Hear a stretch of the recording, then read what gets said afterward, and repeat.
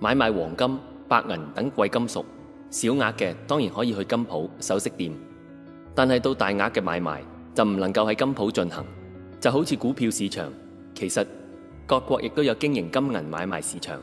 就全球而言，黃金現貨市場最具影響力嘅分別為倫敦、蘇黎世、紐約、香港。由於蘇黎世冇定盤制度，會員銀行嘅報價唔公開，因此結算功能唔明顯。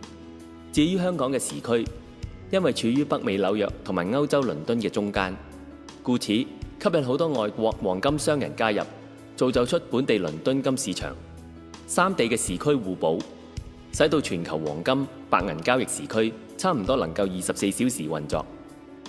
而香港金銀業貿易場更係早於1910年已經成立。至於中國方面，直至2002年，國務院先至批准成立上海黃金交易所，從事買賣黃金、白銀等活動。因為中國市場對黃金需求殷切，所以交易所嘅交易額亦逐年上升。現時中國已超越印度，成為全球最大嘅黃金消費